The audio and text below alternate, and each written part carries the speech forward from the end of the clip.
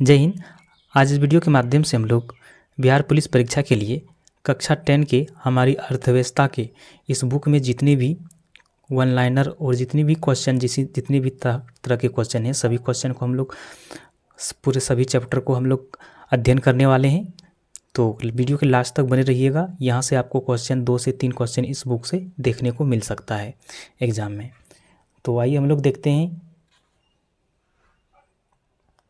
हम लोग इस बुक का सभी चैप्टर को अध्ययन करने वाले हैं। पहला जो चैप्टर है वो है अर्थव्यवस्था एवं इसके विकास का इतिहास। इसके बाद राज्य एवं राष्ट्रीय आय। इसके बाद है मुद्रा बचत एवं साख, हमारी वित्तीय संस्थाएं, रोजगार एवं सेवाएं, वैश्वीकरण और उपभोक्ता जागरण एवं संरक्षण है उसका। तो एक एक करके हम लोग सभी चैप्टर को हम लोग इसका MCQ और जितने तरह के इसमें क्वेश्चन है वन लाइनर सभी को अध्ययन करने वाले हैं। तो वीडियो के लास्ट तक बने रहिएगा।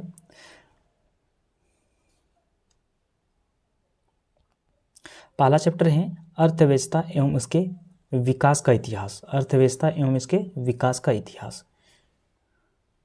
तो अर्थव्यवस्था का संरचना जो है ये पहले हम लोग मुख्य पॉइंट को देख लेते हैं, इसके बाद वन लाइनर को हम लोग कवर करेंगे, इसके बाद MCQ, इसके बाद खाली जगह को भरने के लिए।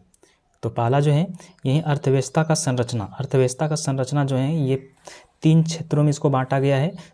पहला जो है प्राथमिक क्षेत्र, द्वितीय क्षेत्र और तृतीय क्षेत्र। प्राथमिक क्षेत्र में जो रखा गया है कृषि, पशुपालन, वन, मछली पालन, ये प्राथमिक क्षेत्र में रखा गया है। द्वितीय क्षेत्र में उद्योग, निर्माण, गैस एवं बिजली को रखा गया है। उद्योग में जो ये कुटीर, लघु एवं मध्य बड़े उद्योग को रखा गया है। और तृतीय उद्योग में बैंक, परिवहन, संचार, व्यापार एवं अन्य सेवाओं को रखा गया है तृतीय उद्योग में, तृतीय क्षेत्र में। आगे भारत में नियोजन जो है योजनाएं जो लागू किया गया था, तो वो पहली पंचवर्षीय योजना 1951 से 1956 के बीच में लाया गया था। दूसरी पंचवर्षीय योजना 1956 से लेकर 1961 तक था। 7वीं पंचवर्षीय योजना 1985 से 1990 तक। 10वीं पंचवर्षीय योजना 2002 से 2007 तक। और 11वीं पंचवर्षीय योजना जो था 2007 से लेकर 2012 तक का था। इसको भी याद रखते चलिएगा। अब हम लोग इस चैप्टर का सारांश पढ़ते हैं। वन लाइनर के रूप में ये काम करेगा। पूरा बुक तो पढ़ने अभी संभव नहीं है, उतना टाइम नहीं है, तो इसी से हम लोग इसी का जो सारांश है पूरा चैप्टर का, तो इसी से कवर हो सकता है। तो आइए हम लोग इसको देखते हैं। भारतीय अर्थव्यवस्था का वर्तमान स्वरूप एक दिन की संरचना नहीं है। इसके मूल सूत्रों की जड़ें काफ़ी गहरी है। अंग्रेजी शासन के पहले भारत को सोने की चिड़िया का कहा जाता था, लेकिन अंग्रेजी शासन के लगभग 200 वर्षों में भारतीय अर्थव्यवस्था का काफ़ी शोषण हुआ। आगे अर्थव्यवस्था आजीविका अर्जन का एक प्रणाली है। अर्थव्यवस्था क्या होता है? आजीविका का एक अर्जन प्रणाली होता है।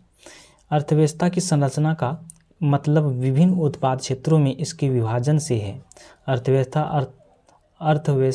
भारतीय अर्थव्यवस्था की संरचना को 3 भागों में बांटा गया है। तो ये प्राथमिक क्षेत्र, द्वितीय क्षेत्र और तृतीय क्षेत्र। प्राथमिक क्षेत्र में क्या क्या है वो पहले बता चुके हैं। आगे हैं, आज विश्व में 3 प्रकार की अर्थव्यवस्था पाई जाती है। एक पूंजीवाद अर्थव्यवस्था, समाजवादी अर्थव्यवस्था, मिश्रित अर्थव्यवस्था। भारत में मिश्रित अर्थव्यवस्था है। याद रखिएगा भारत में किस प्रकार की अर्थव्यवस्था है, तो ये यहाँ पर है मिश्रित अर्थव्यवस्था है। आर्थिक विकास एक ऐसी प्रक्रिया है जिसके द्वारा दीर्घकाल में किसी अर्थव्यवस्था को वास्तविक राष्ट्रीय आय में वृद्धि होती है। भारत में आर्थिक विकास का श्रेय नियोजन को दिया जा सकता है।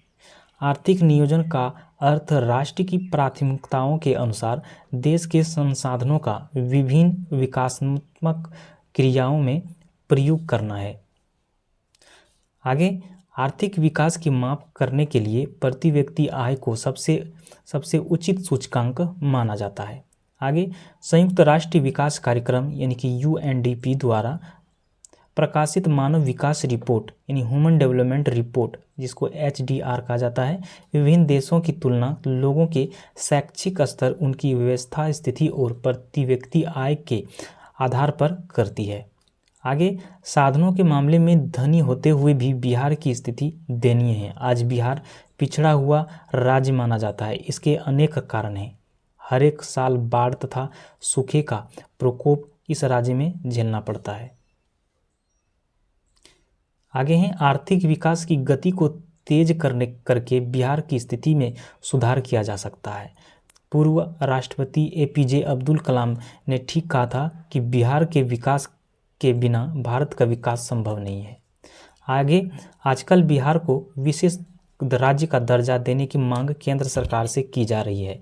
यदि केंद्र सरकार बिहार वासियों की यह मांग मान लेती है तो बिहार को विशेष आर्थिक पैकेज मिल सकता है। इस विशेष आर्थिक सहायता से बिहार अपनी स्थिति में सुधार, अपना आर्थिक विकास कर सकते हैं। आगे, बिहार को विशेष राज्य का दर्जा देने के क्षेत्र में केंद्र सरकार के समक्ष उनके व्यवहारिक तथा प्रशासनिक समस्या आ रही है। अब हम लोग इस चैप्टर के जितने भी MCQ हैं वो सबको देखेंगे। 1 नंबर जो है ये है, निम्न में प्राथमिक क्षेत्र कहा जाता है। इनमें से किसको प्राथमिक क्षेत्र कहा जाता है? तो बिहार में जो है प्राथमिक क्षेत्र क्या है? एक कृषि है, कृषि। 2 नंबर है, इनमें से कौन से देश में मिश्रित अर्थव्यवस्था? मिश्रित अर्थव्यवस्था हमारा भारत का है। मिश्रित अर्थव्यवस्था जो है ये भारत का है। भारत में योजना आयोग को कब गठन किया गया था? योजना आयोग का गठन कब किया गया था? तो ये 15 मार्च 1950 को 15 मार्च 1950 को गठन किया गया था। 4 नंबर है, जिस देश का राष्ट्रीय आय अधिक होता है वह देश कहलाता है। वह देश किस प्रकार का देश कहलाता है? तो वह देश जो कहलाता है वो विकसित कहलाता है। ये जो है ये विकसित कहलाता है। आगे हैं, इनमें से किससे पिछड़ा राज्य कहा जाता है? इनमें से किससे पिछड़ा राज्य कहा जाता है? तो ये बिहार को। बिहार जो है ये पिछड़ा राज्य के रूप में अभी तक जाना जा रहा है। अब ये खाली जगह, इसको भी देख लेते हैं। ये भी परीक्षा के दृष्टिकोण से काफ़ी इम्पोर्टेंट है। भारत अंग्रेज शासन का एक खाली जगह था। क्या था? भारत अंग्रेज शासन का क्या था? ये उपनिवेश था। उपनिवेश था। ठीक है। 2 नंबर, अंग्रेज ने भारतीय अर्थव्यवस्था का क्या किया था? तो ये शोषण किया था। अंग्रेजों ने भारतीय अर्थव्यवस्था को शोषण किया था। 3 नंबर है, अर्थव्यवस्था आजीविका अर्जन की क्या है? ये एक प्रकार की प्रणाली है। ये क्या है? प्रणाली है। 4 नंबर है, द्वितीयक क्षेत्र को खाली जगह क्षेत्र कहा जाता है। द्वितीयक क्षेत्र किसको कहा जाता है? तो ये औद्योगिक क्षेत्र को द्वितीयक क्षेत्र कहा जाता है। औद्योगिक क्षेत्र को। 5 नंबर है, आर्थिक विकास आवश्यक रूप से खाली जगह की प्रक्रिया है। किसकी प्रक्रिया है? तो ये परिवर्तन की प्रक्रिया है। 6 नंबर है, भारत में आर्थिक विकास की श्रेय खाली जगह को दिया जाता है। किसको दिया जाता है? तो नियोजन को दिया जाता है। आगे है 7 नंबर में, आर्थिक विकास की माप करने के लिए खाली जगह को सबसे उचित सूचकांक माना जाता है। किसका माना जाता है? तो ये प्रति व्यक्ति को सबसे उचित सूचकांक माना जाता है, प्रति व्यक्ति को। 8 नंबर है, साधनों के मामले में धनी होते हुए भी बिहार की स्थिति खाली जगह है। क्या है? तो ये है दयनीय है। 9 नंबर है, बिहार में खाली जगह ही जीवन का आधार है। बिहार में खाली जगह ही जीवन का आधार है। क्या है ये? तो ये कृषि ही इसका विकास का आधार है।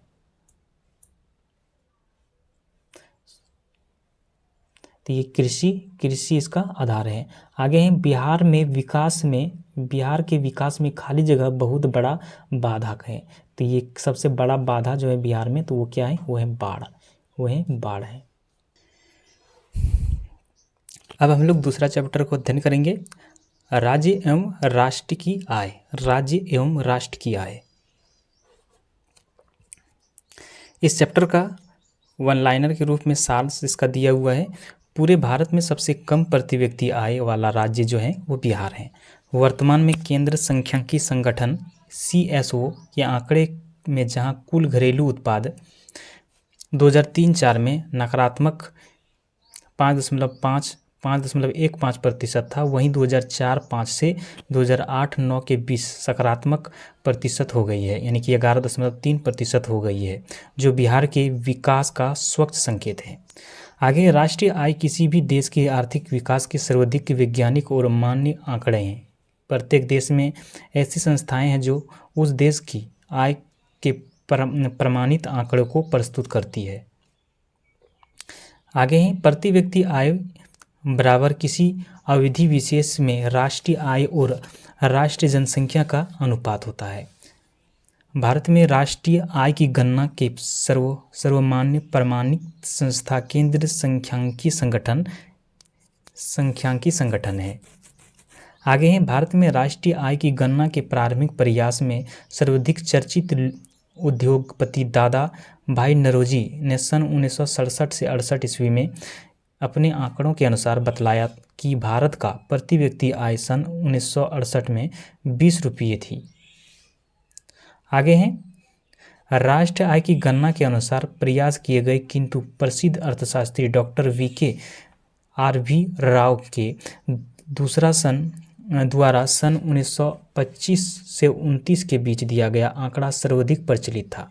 आगे, सकल घरेलू उत्पाद प्राय एक वर्ष में उत्पादित समस्त अंतिम वस्तुओं तथा सेवाओं का कुल बाजार या मौद्रिक मूल्य उस देश का सकल घरेलू उत्पाद कहलाता है। राष्ट्रीय आय की गणना आर्थिक दृष्टिकोण से उत्पादन गणना विधि और आय गणना विधि सहज, वैज्ञानिक और व्यवहारिक तरीका है। आगे, राष्ट्रीय आय की गणना में कठिनाइयाँ जो होते हैं वो हैं आंकड़ों के एकत्र करने में कठिनाइयाँ, दोहरी गणना की संभावनाएं, मूल्य मापन में कठिनाइयाँ होते हैं। आगे, विकास की क्रिया में माध्यमों से राष्ट्रीय आय में वृद्धि एवं प्रति व्यक्ति आय में वृद्धि से ही आर्थिक विकास की स्थिति संपन्न हो पाती है। अब है इसका ऑब्जेक्टिव क्वेश्चन। सन 2008-09 के अनुसार भारत की औसत प्रति व्यक्ति आय है कितना था? तो ये कितना था? ये था 25,494 रुपये। 25,494 रुपये इसका राइट आंसर हो जाएगा ख नंबर। आगे हैं, भारत में वित्तीय वर्ष कहा जाता है। भारत में वित्तीय वर्ष किसको कहा जाता है, कब की स्थिति को? तो ये कहा जाता है आपका 1 अप्रैल से 31 मार्च तक को। 1 अप्रैल से 31 मार्च तक को वित्तीय वर्ष कहा जाता है। आगे हैं, भारत में किस राज्य का प्रति व्यक्ति आय सर्वाधिक है? किस राज्य का सबसे ज़्यादा है? तो ये है आपका गोवा का है, गोवा का। आगे हैं, बिहार के किस जिले का प्रति व्यक्ति आय सर्वाधिक है? किस जिले का? बिहार के किस जिले का है? तो ये पटना का है। उत्पादन एवं आय गणना विधि आर्थिक दृष्टिकोण है। आर्थिक दृष्टिकोण क्या है? तो ये है आपका सहज, वैज्ञानिक, व्यवहारिक, यानी कि ये तीनों हैं। इसका राइट आंसर हो जाएगा घ नंबर। आगे हैं, रिक्त स्थानों को भरिए। बिहार की खाली जगह प्रतिशत आबादी गरीब रेखा के नीचे बसर करती है। कितनी आबादी गरीब रेखा पर के नीचे बसर करती है? तो ये है 41.4%। 41.4%। 2 नंबर है, उत्पादन आय एवं खाली जगह एक चक्रीय समूह का निर्माण करता है। कौन सा समूह निर्माण करता है? तो ये वे का निर्माण करता है। वे एक चक्रीय समूह का निर्माण करता है। 3 नंबर है, राष्ट्रीय आय में वृद्धि होने से प्रति व्यक्ति आय में खाली जगह होती है। तो क्या होती है? राष्ट्रीय आय में पर वृद्धि होने पर प्रति व्यक्ति आय में भी वृद्धि होने लगती है ना? ये भी वृद्धि होने लगती है। 4 नंबर है, राष्ट्रीय आय में प्रति व्यक्ति आय में वृद्धि होने से खाली जगह की क्रिया पूरी होती है। किसका क्रिया पूरी होती है? तो विकास की क्रिया पूरा होने लगती है, हो जाती है। आगे हैं 5 नंबर में, बिहार में वर्ष 2008-09 के बीच कुल घरेलू उत्पाद खाली जगह प्रतिशत हो गया। कितना हो गया? तो ये 11.03% हो गया। 11.03%। अब है मुद्रा बचत एवं साख, मुद्रा बचत एवं साख का। इस बुक में थोड़ा सा इसका भी ध्यान में देते चलिएगा, कौन देश और उनकी मुद्राएं दिया हुआ था इस बुक में। भारत की जो है ये रुपया है, पाकिस्तान का रुपया, बांग्लादेश का टाका, नेपाल का रुपया, नेपाल का हो जाएगा आपका रुपया, नेपाल का रुपया है क्या, नेपाल का तो रुपया नहीं है, लेकिन इसमें क्या दिया हुआ है, रुपया दिया हुआ है। अमेरिका का डॉलर देख लीजिएगा इसको, नेपाल का क्या दूसरा कोई रुपया आता है मुद्रा उसका, लेकिन इसमें तो रुपया दिया हुआ है। अमेरिका का डॉलर, नागालैंड का पाउंड, रूस का रूबल, सिंगापुर का डॉलर, अफगानिस्तान का अफगानी, ईरान का रियाल, इराक का दिनार, स्वीडन का क्रोना। इसका सार है, मुद्रा हमारे जीवन का एक आवश्यक अंग हो गई है। आधुनिक युग की प्रगति का श्रेय मुद्रा को ही दिया जा सकता है। मुद्रा के विकास का इतिहास मानव सभ्यता के विकास का इतिहास है।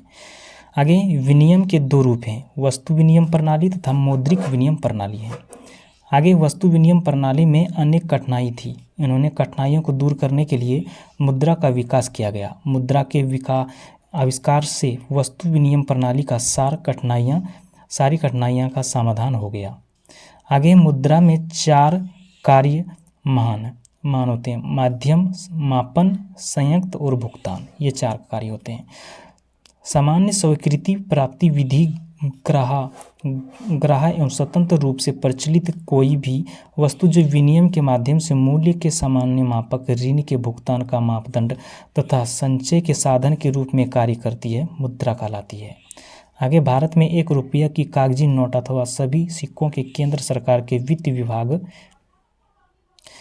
विभाग द्वारा चलाया जाता है, जबकि 2 रुपये या उसके अधिक से सभी कागजी नोट देश के केंद्रीय bank reserve bank of India के द्वारा चलाए जाते हैं।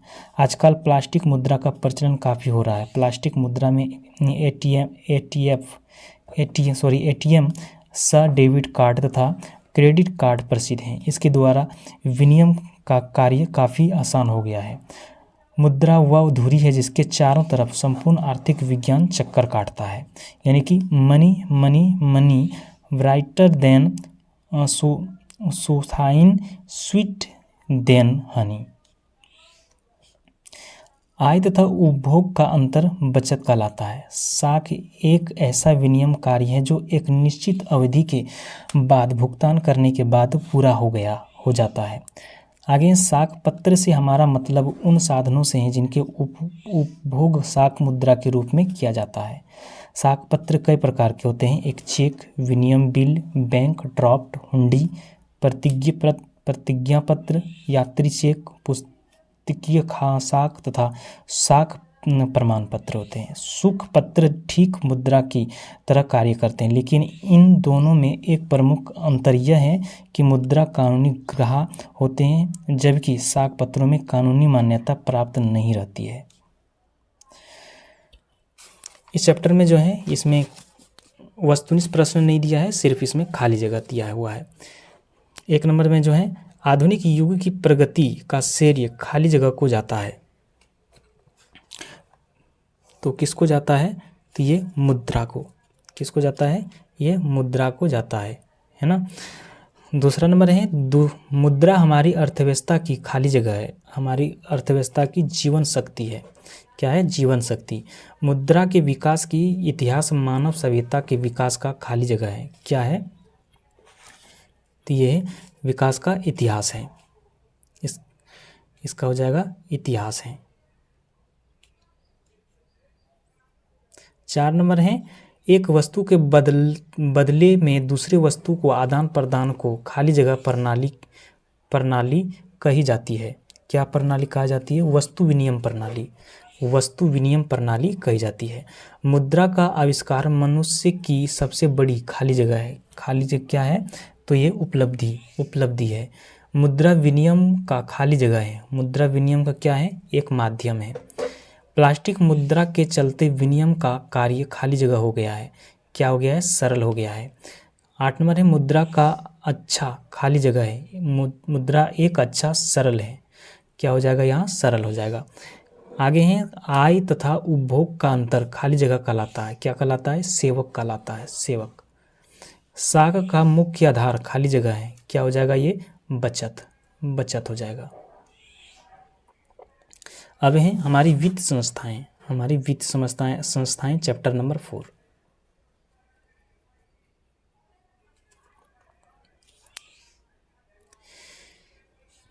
साख अथवा ऋण की आवश्यकता की पूर्ति वित्त संस्थाओं के द्वारा संपन्न होती है और ये वित्त संस्थाएं सरकार द्वारा स्थापित एवं संचालित होती है अथवा लोगों के सहयोग एवं सहभागिता से भी स्थापित होती है, जिन्हें सरकार अथवा अर्ध सरकारी वित्तीय संस्था कहते हैं। वित्त संस्थाएं जो आर्थिक विकास के लिए उद्यम और व्यवसाय के वित्तीय आवश्यकताओं को पूर्ति करता है, ऐसी संस्थाओं को वित्त संस्था कहते हैं। वित्त संस्थाएं के प्रकार, वित्त संस्थाएं दो प्रकार के होते हैं, एक राष्ट्रीय स्तरीय, एक राज्य स्तरीय वित्तीय संस्थाएं। राष्ट्रीय वित्तीय संस्थाएं जो हैं जो देश के लिए वित्तीय एवं साख नीतियों की निर्धारण एवं निर्देशन करती हैं तथा राष्ट्रीय स्तर पर वित्त प्रबंधन के कार्यों का संपादन करते हैं, उसे राष्ट्रीय वित्त संस्था कहते हैं। इसके दो महत्वपूर्ण अंग कौन कौन से होते हैं, ये होते हैं भारतीय मुद्रा बाजार और भारतीय पूंजी बाजार। ऐसे मौद्रिक बाजार जिसके द्वारा अल्पकालीन एवं राष्ट्रीयकालीन वित्त व्यवस्था एवं प्रबंधन किए जाता है, उसे भारतीय मुद्रा बाजार, तथा जिसके द्वारा दीर्घकालीन वित्त व्यवस्था एवं प्रबंधन किया जाता है, उसे भारतीय पूंजी बाजार कहा जाता है। भारतीय मुद्रा बाजार को संगठित और असंगठित क्षेत्रों के रूप में तथा भारतीय पूंजी बाजार को प्रतिभूति बाजार, औद्योगिक बाजार, विकास वित्त संस्था तथा गैर बैंकिंग वित्त कंपनियों रूप में बांटा जाता है। आगे राज्य स्तरीय वित्त संस्था, इसके दो महत्वपूर्ण अंग हैं, गैर संस्थागत और संस्थागत वित्तीय स्रोत। व्यावसायिक बैंक, इसके चार महत्वपूर्ण कार्य हैं, एक जमा राशि के स्वीकार करना, ऋण प्रदान करना, सामान्य उपभोक्ता संबंधी कार्य तथा एजेंसी संबंधी कार्य। आगे हैं सहकारिता। सहकारिता एक ऐसे संगठन है जिसमें सामान्य आर्थिक उपदेशों की प्राप्ति के लिए लोग स्वेच्छापूर्व मिलजुल कर कार्य करते हैं। आगे स्वयं सहायता समूह, यह ग्रामीण क्षेत्र में 15 से 20 व्यक्तियों का एक समूह है जो बैंकों से लघु ऋण लेकर पारिवारिक जरूरतों को पूरा करते हैं एवं गांवों के विकास में अपना योगदान देते हैं।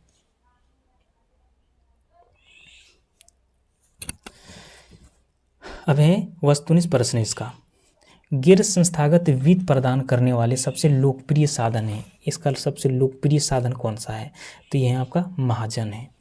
इनमें से कौन संस्थागत वित्त संसाधन है, इनमें से कौन है, तो ये हो जाएगा आपका व्यावसायिक बैंक हो जाएगा। भारत के केंद्र बैंक कौन है, भारत के केंद्र बैंक कौन है, यह reserve bank of India, reserve bank of India है। 4 नंबर है, राज्य में कार्यरत केंद्र सहकारी बैंक की संख्या कितनी है, सहकारी बैंकों की संख्या कितने हैं, तो ये है आपका टोटल जो है ये 25 है।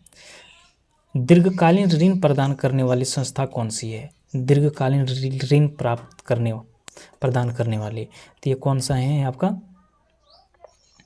ये हो जाएगा भूमि विकास बैंक, भूमि विकास बैंक। भारत की वित्त राजधानी किस शहर को कहा जाता है, किस शहर को कहा जाता है, तो ये कहा जाता है मुंबई को कहा जाता है। आगे है सहकारिता प्रांतीय सरकारों की हस्तांतरित विषय कब बनी थी ये, तो ये बनी थी 1919 को। आगे देश में अभी कार्यरत क्षेत्र ग्रामीण बैंक की संख्या है, कितने हैं अभी, तो ये है आपका 196 है, 196। आगे व्यावसायिक बैंकों के राष्ट्रीयकरण कब किया गया था ये, तो ये किया गया था 1969 को। ये जितने भी इसमें क्वेश्चन का आंसर हैं सभी एनसीईआरटी बेस पर हैं। अब है खाली जगह, साख अथवा ऋण की आवश्यकताओं की पूर्ति खाली जगह संस्थानों के द्वारा की जाती है, किसके द्वारा किया जाता है, तो ये वित्त संस्थाओं के द्वारा किया जाता है। ग्रामीण बैंक में साहूकार द्वारा प्राप्त ऋण की प्रतिशत मात्रा खाली जगह है, तो कितने हैं? 33%, 30% है। 3 नंबर है प्राथमिक कृषि साख समिति कृषकों को खाली जगह ऋण प्रदान करती है, तो ये अल्पकालीन ऋण प्रदान करती है। 4 नंबर है भारतीय रिजर्व बैंक की स्थापना खाली जगह में हुई, तो कब हुई थी? ये 1935 को हुई थी। वित्त संस्था किसी भी देश को खाली जगह माना जाता है। वित्त संस्था किसी भी देश को मेरुदंड के रूप में माना जाता है, मेरुदंड। आगे हैं स्वयं सहायता समूह में लगभग खाली जगह सदस्य होते हैं, तो कितने? 15 से 20 सदस्य होते हैं। SHG में बचत और ऋण संबंधित अधिकार निर्णय खाली जगह लेते हैं। कौन लेते हैं? समूह के सदस्य लेते हैं। आगे व्यावसायिक बैंक खाली जगह प्रकार की जमा राशि को स्वीकार करते हैं, तो ये 4 प्रकार के, कितने? 4 प्रकार के। भारतीय पूंजी बाजार खाली जगह वित्त सहायता प्रदान करती है, तो ये दीर्घकालीन करती है। आगे 10 नंबर है सूक्ष्म वित्त योजना के द्वारा खाली जगह पैमाने पर साख अथवा ऋण की सुविधा उपलब्ध है, तो कितने? छोटे एवं लघु के। इसका राइट ये हो जाएगा छोटे एवं लघु।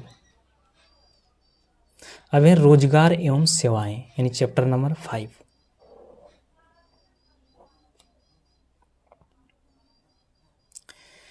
रोजगार एवं सेवाओं एक दूसरे के पूरक हैं। रोजगार एवं सेवाओं की प्रति आर्थिक विकास के क्षेत्र से प्राप्त किए जाता है। आर्थिक विकास के मुख्य रूप से 3 क्षेत्र हैं: कृषि क्षेत्र, उद्योग क्षेत्र, सेवा क्षेत्र। सेवा क्षेत्र को ही आर्थिक विकास तीसरा क्षेत्र कहा जाता है। सेवा क्षेत्र का सकल घरेलू उत्पाद यानी ग्रॉस डोमेस्टिक प्रोडक्ट में 55.1% योगदान है, जबकि कृषि एवं उद्योग में मात्र 44.9% है। सेवा क्षेत्र का विकास कृषि एवं उद्योग में पाए जाने वाले अनिश्चित के कारण हुआ। प्रमुख सेवा क्षेत्र हैं सरकारी सेवा क्षेत्र, गैर सरकारी सेवा क्षेत्र। सरकारी सेवा क्षेत्र सैन्य सेवाएं, शिक्षा सेवा, स्वास्थ्य सेवा, अभियंत्रण सेवा, वित्त सेवा, बैंकिंग सेवा, दूरसंचार सेवा, रेल सेवा, वायुयान सेवा, बस सेवा, कृषि सेवा, ये सब आते हैं एवं अन्य प्रमुख हैं। अब गैर सरकारी सेवाएं में दूरसंचार सेवा, बैंकिंग सेवा, यातायात सेवा, स्वास्थ्य सेवा, मॉल सेवा, स्वरोजगार सेवा एवं अन्य प्रमुख हैं। सरकारी एवं गैर सरकारी सेवाओं में कुछ ऐसे सेवाएं हैं जिसकी विकास सरकार एवं निजी दोनों के ही सहयोग से किए जा रहे हैं, जैसे यातायात सेवा, दूरसंचार सेवा, बैंकिंग सेवा, स्वास्थ्य सेवा इत्यादि प्रमुख उदाहरण हैं। सेवा क्षेत्र के महत्व। सेवा एवं रोजगार एक ही तराजू के 2 पड़ले के समान है। रोजगार सृजन के रूप में सेवाओं की भूमिका। सेवाओं के क्षेत्र सरकारी हो अथवा गैर सरकारी दोनों ही परिस्थिति में रोजगार का सृजन होते हैं। सरकारी क्षेत्र का सहयोग से रोजगार का सृजन निम्न सेवाओं के द्वारा किया जा रहा है: काम के बदले अनाज 2004, राष्ट्रीय ग्रामीण रोजगार कार्यक्रम 1980, ग्रामीण भूमिहीन रोजगार गारंटी कार्यक्रम 1983, ग्रामीण युवा स्वरोजगार प्रशिक्षण कार्यक्रम 1980, समेकित ग्रामीण विकास कार्यक्रम 1980, जोहार रोजगार योजना, स्वयं सहायता समूह, नरेगा इत्यादि हैं। आगे भारतीय विश्व में सेवा प्रदाता के रूप में स्रोती जब बहुराष्ट्रीय कंपनियां या अन्य कंपनियां संबंधित नियमित सेवाओं एवं स्वयं अपनी कंपनियां को बजाय किसी बाहरी या विदेशी स्रोत या संस्था या समूह से प्राप्त करती है तो उसे बाह्य स्रोती कहा जाता है। सेवाएं क्षेत्र की बुनियादी सेवा सुविधाएं आर्थिक और गैर आर्थिक वित्त, ऊर्जा, यातायात एवं संचार। गैर आर्थिक में हो जाएगा शिक्षा, नागरिक सेवाएं एवं स्वास्थ्य है। मानव पूंजी के प्रमुख घटक भोजन, वस्त्र, आवास, स्वास्थ्य एवं शिक्षा है। आधुनिक मंदी का सेवा क्षेत्र पर प्रभाव। विकसित राष्ट्रों पर काफ़ी प्रतिकूल प्रभाव पड़ा है, जबकि भारत पर कम। बिहार राज्य पर अन्य राज्य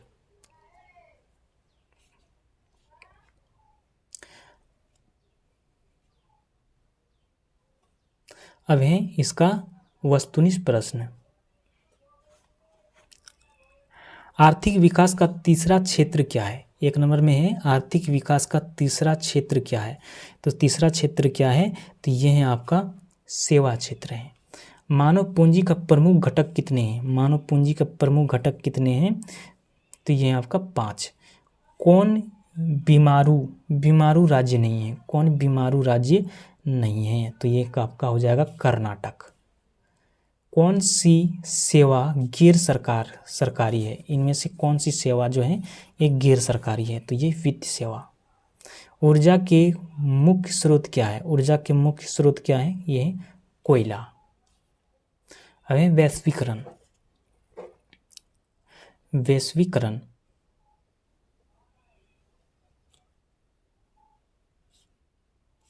वैश्वीकरण वह प्रक्रिया जिसके द्वारा विश्व की विभिन्न अर्थव्यवस्थाओं को समन्वय या एकीकरण किया जाता है ताकि वस्तुएं एवं सेवाओं, औद्योगिक पूंजी और श्रम का निर्बाध प्रवाह हो सके। वैश्वीकरण के उसके यह मिट गया है थोड़ा। व्यापार अवरोधकों का काम करना। वैश्वीकरण के क्या हो सकता है? इसमें के प्रकार हो सकते हैं। अवरोधकों का करना, ऐसी परिस्थिति बनाना जिसमें विभिन्न देशों के पूंजी का प्रवाह संयंत्र के रूप से हो सके, ऐसा वातावरण कायम करना कि औद्योगिक का निर्बाध प्रवाह हो सके, ऐसा वातावरण कायम करना कि श्रम का निर्बाध प्रवाह हो सके, पूंजी की मुक्त परिवर्तनशील। बहुराष्ट्रीय कंपनी वह है जो एक से अधिक देशों के उत्पादन पर नियंत्रण स्वामित्व रखती है। बहुराष्ट्रीय कंपनी वस्तु एवं सेवाओं का उत्पादन विश्व स्तर पर करके एक एवं विश्व भर के उत्पादन को एक दूसरे से जोड़कर वैश्वीकरण की प्रक्रिया में मुख्य भूमिका निभा रही है।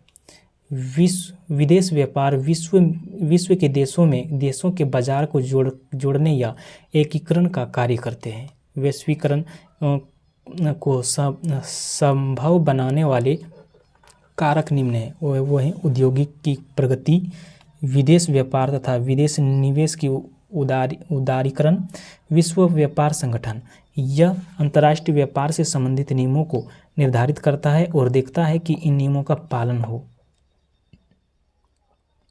भारत में वैश्वीकरण के पक्ष में निम्नलिखित तर्क हैं। प्रत्यक्ष विदेशी निवेश का प्रोत्साहन, प्रतियोगी व्यक्ति में वृद्धि, नई औद्योगिक में प्रयोग में सहायक, अच्छी उपभोक्ता वस्तुओं की प्राप्ति, नए बाजार तक पहुंचना, उत्पादन तथा उत्पादितता के स्तर की उन्नत करना, बैंकिंग तथा वित्त क्षेत्र में सुधार, मानवीय पूंजी की क्षमता का विकास। वैश्वीकरण का बिहार पर प्रभाव, इसका सकारात्मक एवं नकारात्मक 2 तरह के प्रभाव पड़े हैं।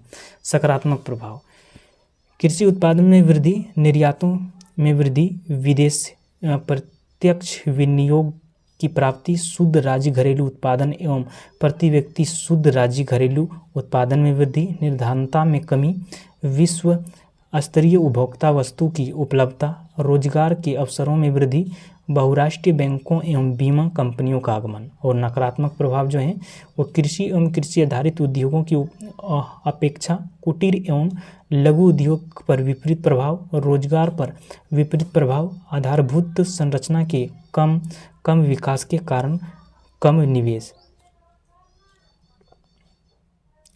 भारत में सन 1991 में आर्थिक सुधार, उदारीकरण, निजीकरण तथा वैश्वीकरण की नीतियों पर आधारित हैं, इसलिए इन्हें एलपीजी नीति भी कहते हैं। आर्थिक सुधारों को हम नई आर्थिक नीति के नाम से भी जाने जाते हैं। उदारीकरण, इसका अर्थ सरकार द्वारा लगाए गए सभी अनावश्यक नियंत्रण तथा प्रतिबंधों जैसे परमिट, लाइसेंस, कोटा आदि से अर्थव्यवस्था की मुक्ति।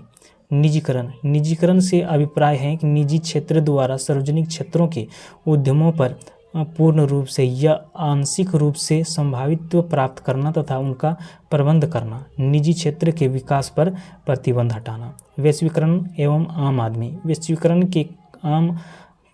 के आम लोगों पर कुछ अनुकूल एवं आर्थिक विपरीत प्रभाव पड़ रहा है। अब है इसका वस्तुनिष्ठ प्रश्न। नई आर्थिक नीति में किससे सम्मिलित किया गया है? नई आर्थिक नीति में किससे सम्मिलित किया गया है? तो ये उदारीकरण, निजीकरण, वैश्वीकरण यानी कि उपयुक्त सभी को किया गया है। वैश्वीकरण के मुख्य अंग कितने हैं? इसका मुख्य अंग कितने हैं? तो ये हैं 5। 3 नंबर है, इनमें से कौन बहुराष्ट्रीय कंपनी है? तो कौन है इसमें? तो ये है आपका Ford Motor, Samsung, Coca Cola यानी कि इनमें से सभी हैं।